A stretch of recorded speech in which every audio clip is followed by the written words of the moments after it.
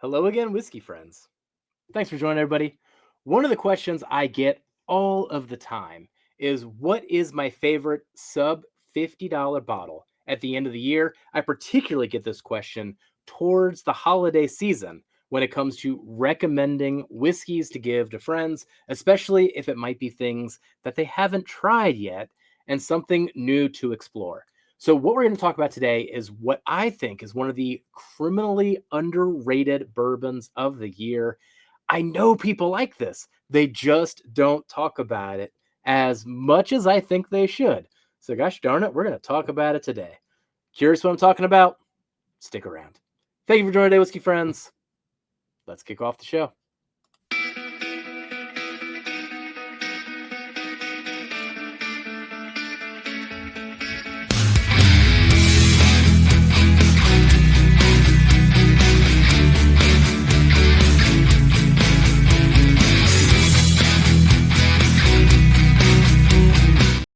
All right.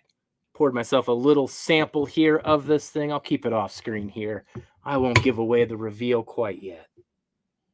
Oh, it's a good whiskey, though. So, this whiskey here was a new release in 2024, and it's an example of people, once again, experimenting with ryes, particularly experimenting with blended ryes and bourbons.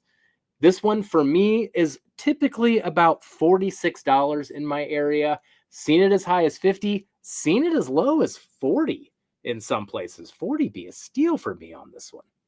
So, what we're going over here, okay, I won't leave you in the dark anymore. We're going to be talking about the Knob Creek Bourbon X Rye. So, this is a blend of Knob Creek bourbon and Knob Creek rye. The rye in this is 7 years, the bourbon in this is 9 years. So, essentially, taking those more standard releases of Elijah Craig that are age stated at 7 years for the rye, 9 years for the bourbon, blending them together. But this is 113 proof. So considering the price ranging between 40 and 50, at least in my area, that is a pretty good deal for a cask strength bourbon that has 9-year-old whiskey in it and carries a 7-year age statement if you're going to get technical about it. Now, I'm going to rate this one as my favorite whiskey of 2024 that is sub $50, more readily available, and is something that would be a good gift during this holiday season. So let's do a little bit of tasting here, and then I'm going to cap this off because I was a little bit of a trickster, gave a blind to Kelsey and Darrell recently during one of our lives where they got to compare the Boo Rye X Rye to the 10-year rye release that came out earlier this year and an almost 8-year single barrel that I got in my area as well. So I'll go over the results of that blind, but it's all going to fit with the program of the point I'm trying to make here. So cheers, everybody. Let's get into this thing.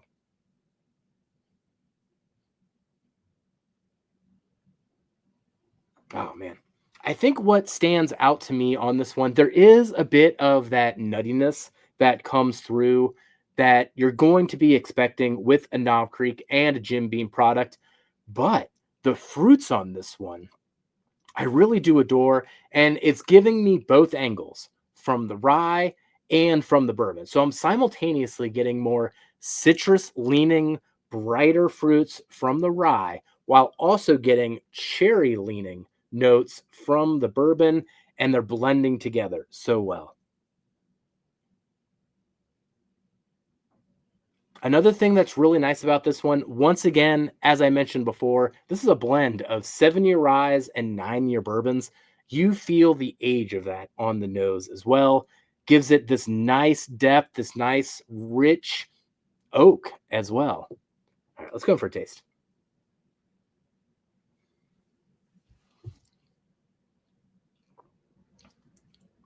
Ah, beautiful, beautiful whiskey. Really mirrors everything I was saying along the nose. Getting the nuttiness, getting these layers of fruit, getting different dynamics from both the bourbon and the rye simultaneously. Rich, oily mouthfeel as well. Gives itself a nice finish thinking of something that is cask strength essentially and sub $50, it's hard to come up with a comparison for this one on the market. The only one I can think of is the Green River cask strength. And I know that is one of the darlings of the year, probably the answer a lot of people would give you if you ask them for a sub $50 recommendation this year. I am still going with the Knob Creek Bourbon X Rye. One more sip. Let's see if I got anything else.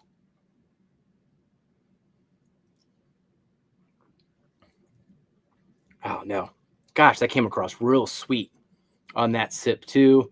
Getting more of the rye characteristics on the finish.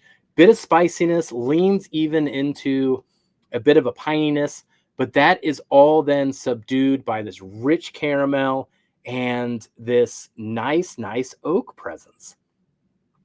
Phenomenal whiskey there, especially for the price. Now, the other reason I wanted to talk about this one, not just the fact that it answered the question that I was posed with, that what is the sub $50 bourbon that I would recommend that is somewhat readily available on the shelves, at least in my area. The other thing that bugged me about this one, particularly at its price point of being $45 for something that once again would be age stated at 7 years, but has as high as 9-year casks in the blend. The other thing that Knob Creek has been doing this year has been pushing their ryes. So earlier in the spring, we got the 10-year rye. Now, this one comes in at 100 proof. But what really got me about this one was the price. I see this one between $65 and $70 in my area. The other one that I have is a Knob Creek single barrel store pick of the rye. And this one comes in at 115 proof. And this one's just a shade below 8 years. Most of the ones that you will find are 7 years, just like in that blend. And what I thought would be interesting is to compare these three. So I gave this to Kelsey and Darrell blind, didn't even let them know they were drinking Knob Creek or anything.